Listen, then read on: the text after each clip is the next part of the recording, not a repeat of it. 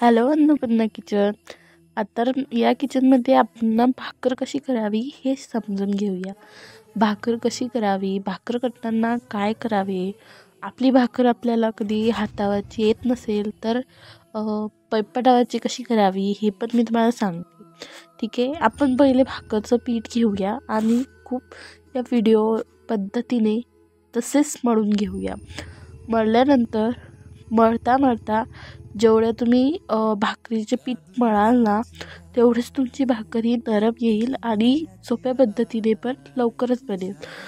तर पीठ मळताना याच पद्धतीने मळायची. खूपदा भाकर मळत जायची. भाकर नाही, पीठ मळायचं. पीठ मळल्यानंतर आपण असाच एक उंडा करून घेऊया आणि दुसऱ्या उंड्याची पण आपण पीठ मळून घेऊया. हा साईडला ठेवू आपण एक उंडा आणि पीठ मळत जाऊया. मी तुम्हाला एक गोष्ट सांगते, मला ना भाकर गिकर काहीच यायची नाही. एकदा मी भाकर टाकत होते तेव्हा ना माझी उंडाना असंच मळायचा. दोन्ही पण भाकरीचे आपण उंडे असेच मळून घेऊया. जितका तुम्ही भाकरीचा उंडा मळाल ना तितकंच तुम्ही खूप चांगल्या पद्धतीने तुमच्या भाकरी होतील. भाकरी होताना आपण त्या उंडे मळताना थोडं पाणी लावू आणि त्याची अशी लहानी चपाती कशी असते ती बनवून घेऊ. लहानी करायची चपाती, मोठी नाही. तुमच्या ज्याला लहानी जमेल तर लहानीच करावी, अशी करावी. आणि त्या चपातीवर आपण पीठ टाकून घेऊया. पीठ टाकल्यानंतर पळपाटावर पण सुद्धा पीठ टाकावं लागेल. तर पळपाटावर आपण पीठ टाकू घेऊया. पळपाटावरची नंतर सांगू, पहिले पन्नीवरची पण असते. ज्या ना भाकर येत नाही ना ते अशी पन्नी ठेवून पण थापू शकतात. अशी पण खूप पद्धतीने मस्तपैकी भाकर होते. आणि नाहीतर आपण पळपाटावरची पण करू शकतो. अशाच पद्धतीने पळपाटावर पीठ टाकून ती भाकर आपण थापून घेऊया. असे थापून घेऊया आपण. काय कसं थापतो तसं थापायचं आणि समान थापायची भाकर. मग ती फुगते पण आणि खूप मस्त लागते. अशी भाकर थापून घेऊया आणि तिला खूप सुंदर प्रकारे पोपळा पण येतो.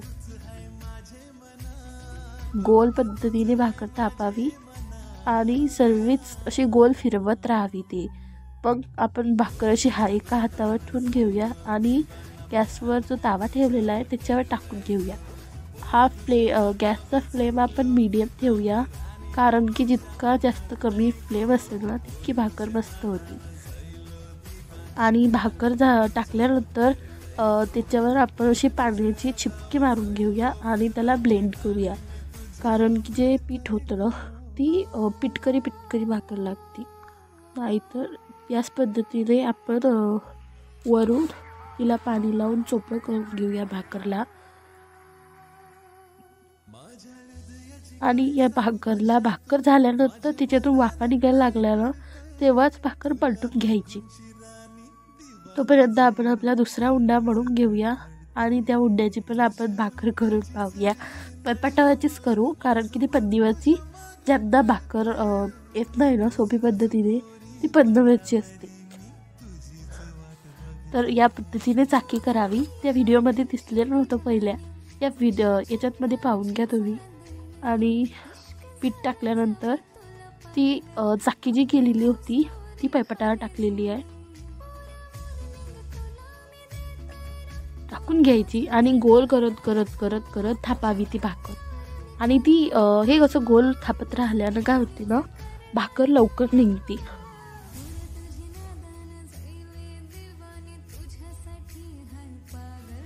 नाहीतर ती भाकर आहे ना पळपाटाला चिपकते आणि निघत नाही ती लवकर. अशी आपण भाकर थापावी आणि नंतर ढकली हातावर घेऊन घ्यावी. अशी गोल तिला आपण आकार द्यावा गोल आणि थापावी. आता हे भाकर आपण पलटून घेऊया आणि पोळी कशी शेकतो आपण तव्यावर तशीच भाकर शेकावी. कारण की जी चुलीवर असते ना ती चालते, पण गॅसवर भाकर शेकायलाच नको. कारण की गॅसचे जे केमिकल असतात ना ती भाकरला लागतात. पापड पण नाही भाजू गॅसवर. चुलीच्या इस्तूमध्ये भाकर मस्त होती. आणि ही गॅसवरची भाकर आहे. आता हिचा आपण पोपडा काढून घेऊया. मी सांगू का, भाकर चांगली झाली की तिचा पोपडा आहे ना एकदम असा पोळीसारखा होतो. पोळीसारखा मऊ पोपडा होतो तिचा. आता मला तर कडक पोपडा आवडते, मस्त एकदम खुशखुशीत आवाज यायला हवा तसा. आणि तो पोपडा पण कसं आहे तर आपण ठेचा करतो ना त्याच्यासोबत. पण या भाकरीसोबत ठेचा नाही खाता, कैऱ्याच्या भाकरीसोबत ठेचा खाता. हे बघा आपली खुशखुशीत भाकर एकदम नरम कशी मस्त झालेली आहे.